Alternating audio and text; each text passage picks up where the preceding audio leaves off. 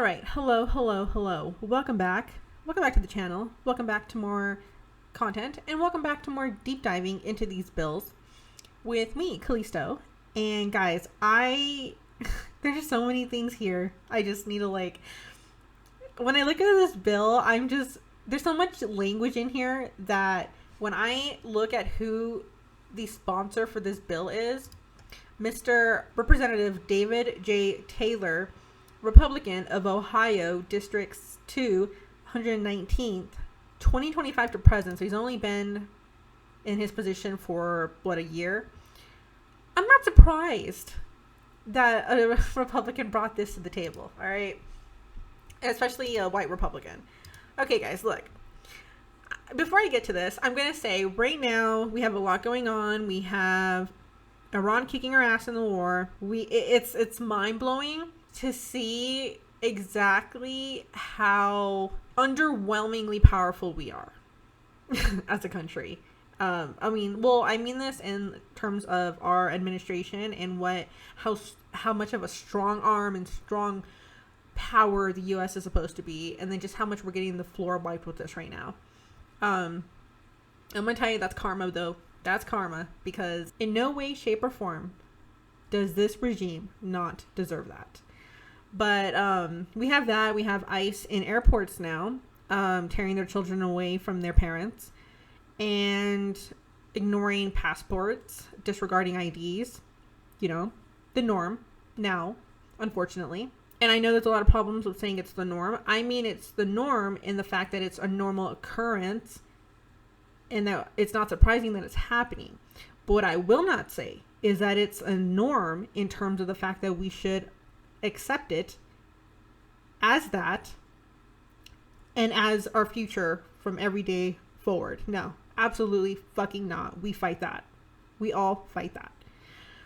But with that being said, let's get to the bill. All right. I'm doing this a little bit differently. I'm going to be putting up little boxes of the references as I go through them, and they're going to be little quick summaries of the references, little points of interest from those references that I thought were really important to highlight as we're going through this bill. And some of these references are repetitive, so you won't see me doing the same thing for the same one, because that just kind of a waste of time. But I'm shortening this a lot, and I'm starting, funny enough, with a shorter bill. But that is not necessarily why I picked this bill. Because while we have, according to the one and only pedophile Trump, we have a hold on him actually citing in anything new into law right now, until from his words, until the Democrats pass the SAVE Act. You know, he's pretty much holding bills hostage in a way, which, you know what, then that gives us more time to go through this stuff, and that gives us more time to call your senators, call your House of Representatives, and tell them whether or not you want these bills to go across. And I'm going to tell you this one, I'm going to tell you why some of this is problematic as we're going through. Okay. But HR 1958, Deporting Fraudsters Act of 2026, that title alone is just, of course it's something that the Republicans and conservative Democrats or corporate Democrats would come up with. Okay. Because as we go through this bill, it's highlighting immigrants. Okay. Those are the fraudsters this act is referring to. All right, here we go, guys. In the Senate of the United States, March 19th, 2026, this was only a few days ago, received, read twice, and referred to the Committee on the Judiciary. It's only passed the House, all right? To amend the Immigration and Nationality Act to clarify that aliens who have been convicted of defrauding the United States government or the unlawful receipt of public benefits are inadmissible and deportable. Public benefits that they're referring to here are going to be food stamps and government programs. Okay.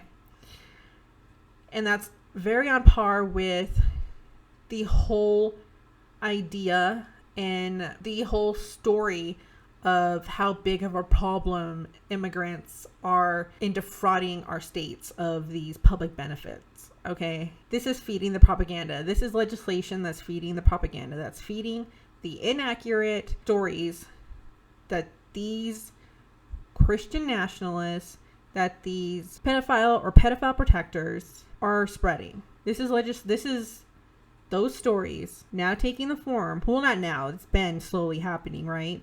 But here's a good example of it taking the form of actual legal legislation. It's a smaller one. And if you want to think, this is like one on a smaller scale in terms of what you're hearing out there. And if you want to think of one on a bigger scale, it's definitely the SAVE Act. Okay? All right, guys. Be it enacted by the Senate and House of Representatives of the United States of America in Congress assembled. Section 1, short title. This act may be cited as the Deporting Fraudsters Act of 2026. Section 2. Inadmissibility and deportability related to defrauding the United States government or the unlawful receipt of public benefits. A. Inadmissibility. Section 212A2 of the Immigration and Nationality Act, also referred to as 8 United States Code 1182A2, is amended by adding at the end the following. Okay, 8 United States Code 1182, also called admissible, refers to inadmissible aliens. Criminal and related grounds for what makes someone inadmissible to come into the country, okay? So if someone applying for a visa or other documents committed a crime involving moral turpitude other than a purely political offense or a violation of or a conspiracy or attempt to violate any law or regulation of a state, the U.S., or a foreign country related to a controlled substance is inadmissible, okay? So the exception to that is when the person was under 18 years old and the crime was more than 5 years prior to applying for the visa and they spent less than a year in prison for that crime, okay?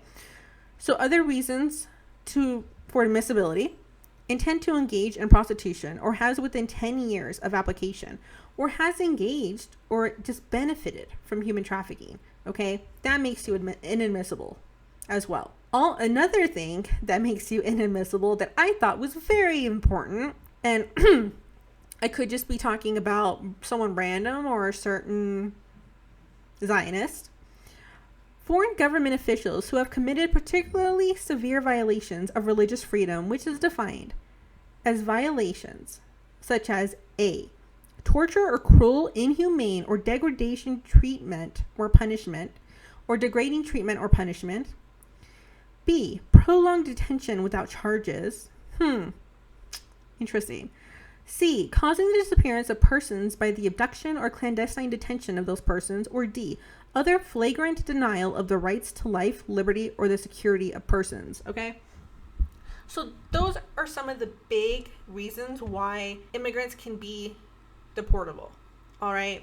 A couple of things that I think are insane is that so many people within the United States barely get months with some of this stuff, or aren't convicted at all, or are running our country and having committed such crimes blatantly in front of us. Yet you want to say that those reasons, which are already legal, mind you, already part of our laws, and then you want to add this. J. Defrauding the United States government or the unlawful receipt of public benefits. Any alien who has been convicted of, who admits having committed, or who admits committing acts which constitute the essential elements of 1. An offense described in Section 15 of the Food and Nutrition Act of 2008, also referred to as 7 United States Code 2024, relating to violations of Supplemental Nutrition Assistance Program benefits. Okay, so 7 U.S. Code 2024 is actually violations and enforcement. So basically, if you commit these violations of of SNAP benefits, right? So if you're transferring, altering $5,000 or more worth of SNAP benefits, that is a felony, fined up to $250,000, and you're imprisoned up to 20 years as well as suspended from the SNAP program. That's already an insanely harsh fine, okay? And this is coming from someone who has more than on one occasion utilize SNAP benefits. That is an insane amount. This helps so many, these benefits help so many families, okay? And you're talking about legally, the punishment is way more than we've seen people who've gotten convicted of child sex crimes. And then they're taking that a step further by saying, oh, we're going to actually feed a story that you've put out that's not accurate and whatsoever, of hundreds of thousands of dollars of SNAP benefits being stolen by illegal immigrants, and you're going to say, we're going to go ahead and put this as one of the reasons to legally deport them, or say you're permanently inadmissible to the United States. Like, y'all, there's like a very big, weird disconnect with what are harsh punishments and what are harsh crimes in this, okay? But anyways, 2, an offense described in Section 208 of the Social Security Act, 42 USC 408, relating to fraud involving Social Security account numbers or Social Security cards, this is going to be another reason to say that they are deportable and inadmissible. This is being signed. This is being proposed to be signed into law, okay? And I think the question you have to ask yourself is, are these really reasons to say someone should be deported? Because the impact of that, and a lot of times, is going to be life or death. It's going to be the kind of life they will have, the kind of life their kids will have. And a lot of times when people do stuff like this, especially if you're talking about an illegal immigrant risking to do something like this, it's to feed their family. It's out of desperation. Not to say that that's all the cases, of course not. But like, this doesn't even happen that much. This barely happens. It's like, what, like a handful of cases? Okay, crazy. All right. 3, an offense described in Section 666 of Title 18 United States Code relating to theft or bribery concerning programs receiving federal funds. So basically, if you steal any kind of federal funds, right, that's also what they're proposing to be deportable. 4, an offense described in Section 1028 of Title 18 United States Code relating to fraud and related activity in connection with identification documents, authentication features. I'm sorry, guys. I can't English on a day I really need to. And information. 18 United States Code 1028, fraud and related activity in connection with identification documents, authentication features, and information. So basically, this is using identification documents that are knowingly false or stolen. And you can be punished depending on how it's used. So it can be a fine, or if it can be considered an act of terrorism. It really just depends on the context of the situation. Okay. So that's another reason they're saying deportable. But also, they're doing a blanket statement here. You're saying that you're giving yourself permission, or you're giving the country permission to deport them if it's technically a fine. You're not looking at this and you're seeing that they're actually differentiating between these two. They're not. They're putting that as a whole. That's important. The language used, the things they say, and the things they don't. All important. 5, an offense described in Section 1031 of Title 18 United States Code relating to major fraud against the United States. All right. So basically, when someone knowingly executes or attempts to execute any scheme or artifice with the intent to defraud the United States. Okay.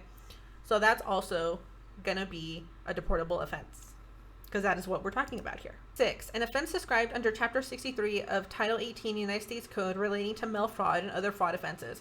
Okay. Mail fraud.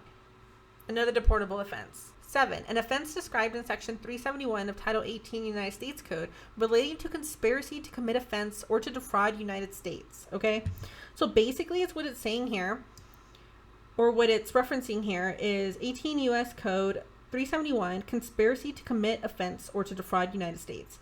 If 2 or more persons conspire either to commit any offense against the United States or to defraud the United States or any agency thereof in any manner or for any purpose, and 1 or more of such persons do any act to affect the object of the conspiracy, each shall be fined under this title or imprisoned not more than 5 years or both. If, however, the offense, the commission of which is the object of the conspiracy, is a misdemeanor only, the punishment for such conspiracy shall not exceed the maximum punishment provided for such misdemeanor. Misdemeanor, fine.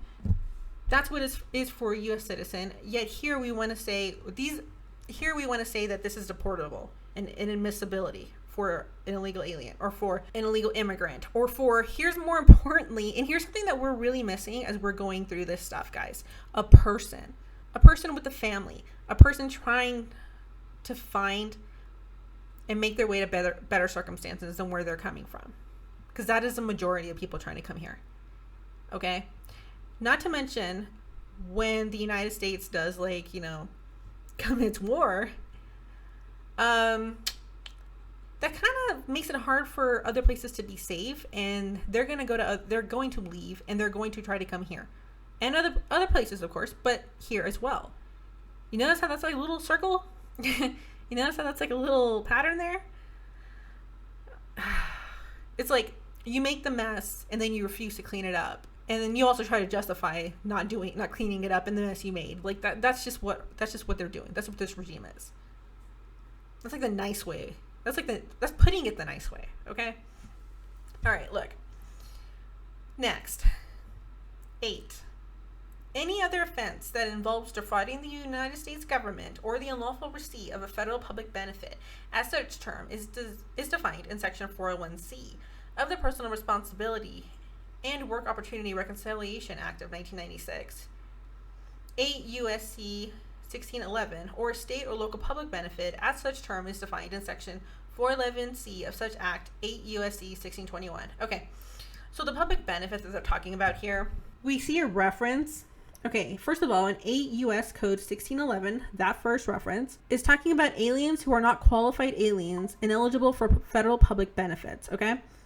The federal public benefit here is defined as any grant, contract, loan, professional license, commercial license, retirement, welfare, health, disability, public assisted housing, post-secondary education, food assistance, unemployment benefit, or any similar benefit for which payments or assistance are provided, okay?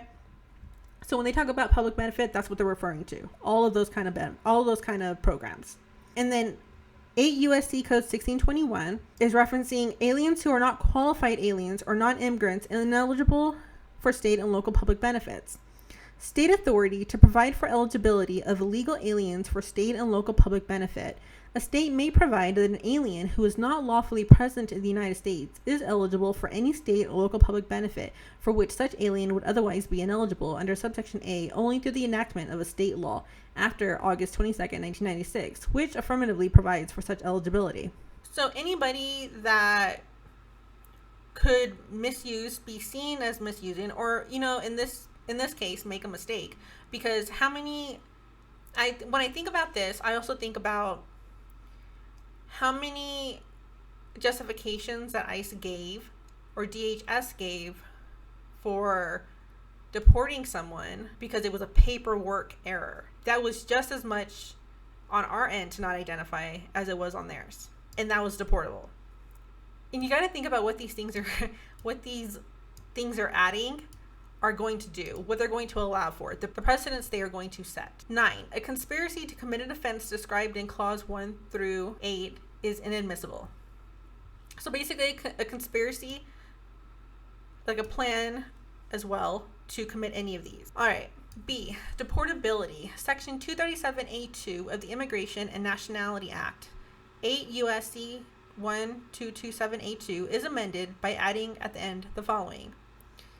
G, defrauding the United States government or the unlawful receipt of public benefits. Any alien who has convicted of, who admits having committed, or who admits committing acts which constitute the essential elements of 1, an offense described in Section 15 of the Food and Nutrition Act of 2008, 7 U.S.C. Code 2024, relating to the violations, again, of SNAP benefits.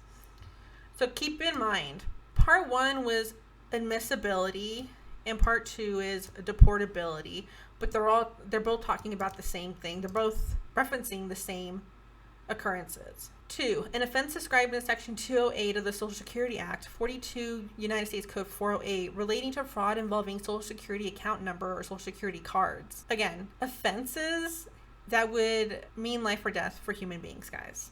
And especially when there's not enough data to justify the harshness of putting these under justifications for admissibility or deportability. And it's important to remember, again, these are people.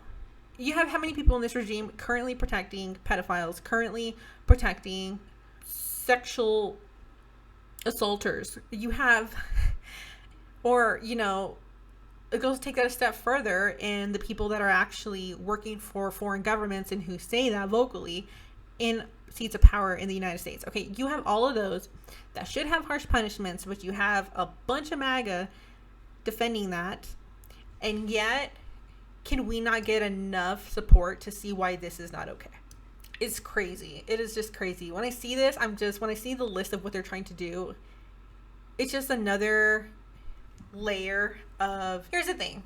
If it was actually just, oh, they're just covering their bases, or they're just covering, this government's just covering every avenue of like, to make sure that people make mistakes, okay? I'm going to remind you of that. We're all human. Everyone does. But two, if I actually thought they were just doing this just to protect the people of the United States, I would have a little bit more support to say in terms of this bill. But after the last year of what we've all witnessed and how they're trying to grab onto anything to give them reason to do horrible things. This absolutely, I would say absolutely not vote for. And what I mean by that is, like, once I'm done going over this bill with you guys, I'm going to reach out to my rep and say, I don't want you voting for this. Okay? Because like, I don't think this is a good idea. This is not making America better. This is not making America safer. This is just finding ways to punish people that you've thrown under the bus, a group of people that you've thrown under the bus, just to hide the fact that you're in the Epstein files, just to hide the fact that you are an authoritarian government, trying to take attention away from the fact that you're suppressing media, you're suppressing your people, you're committing illegal wars. Like, that's what this is. This just gives them another way to harm, not help. And that, to me, crosses it off my, like, this is definitely not something I want to pass because of that. At the end of the day, that's something important to remember, right? Does this really help human beings? Does this really improve quality of life? Does this really help people? Or does it just give in to this fear?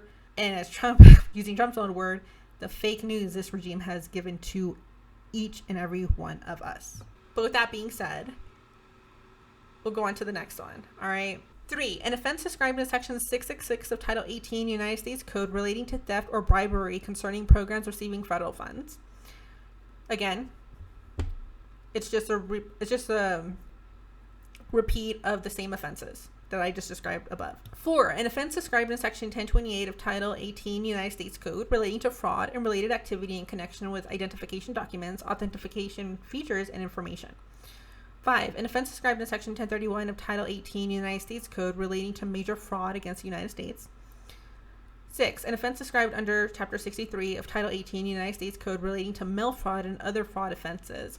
7. An offense described in Section 371 of the Title 18 U.S.C. Code relating to conspiracy to commit offense or to defraud the United States. Okay, also, by the way, that defrauding the United States, yeah, I'm not going to, as much as my one vote counts, or my voice counts, I'm going to say, you can talk to me about this when you are Congress. Do not allow President of the United States to pocket money from Venezuelan oil sales, okay, and put that in a, what was it, a bank account in Qatar or in Qatar? Like, when you don't do that, then talk to me about any justification of using this to deport someone, okay?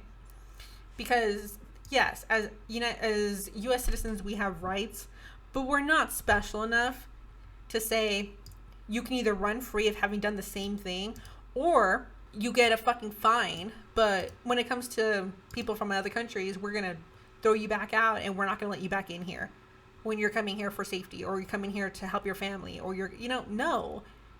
And you know what? One person talked to me over something that they haven't fucking done. Yes, yeah, most of us haven't committed a conspiracy to a committed offense or to defraud the United States, but like, you'd be surprised how many freaking people in power are doing just this, okay? Come on. Anyways, 8. Any other offense that involves defrauding the United States government or the unlawful receipt of a federal public benefit, as such termed, is defined in Section 401C of the Personal Responsibility and Work Opportunity Reconciliation Act of 1996, also referred to as 8 U.S.C. Code 1611, or a state, United States Code 1611, or a state or local public benefit, as such term is defined in Section 411C of such act. In other words, 8 U.S.C. 1621. Or 9, a conspiracy to commit an offense described in clause 1 through 8 is deportable. So even a conspiracy to commit those crimes, to commit those acts. All right, C, ineligibility for any immigration relief. Any alien described in subparagraph J of section 212A2 of the Immigration and Nationality Act, in other words, 8 U.S.C. 1128A2J, or subparagraph G of section 237A2 of the Immigration and Nationality Act, also referred to as 8 U.S.C. 1227A2, shall be ineligible for any relief under the immigration laws, as such term is defined in section 101 of the Immigration and Nationality Act, 8 U.S.C. 1101, including under section 2242 of the Omnibus Consolidated and Emergency Supplemental Appropriations Act, 1999. Passed the House of Representatives March 18th, 2026. Oh, yeah, sorry. It passed the House. It's on the way to the Senate. So you see it, you hear it. I hope I've given you guys a lot more context to what's in this bill and the things to think about in this bill and what it's going to mean. You have to think about the impact. Not just the impact to you, but the impact to just other human beings, okay? Because I'm going to say, how many of y'all, if you... Well, I mean, we're living it, right? We're living in an authoritarian regime where, I don't know if you're seeing this, but you're seeing where other countries are paving ways for people to leave this country and go to theirs. You're leaving the U.S. for safety reasons. Sit with that, okay? Sit with that. And would you want to do that? Go there. Say you didn't have enough money to make it. Say you struggled, you're trying to feed your family, you're trying to feed your pups, you were trying to just survive, as many of us are trying to do nowadays.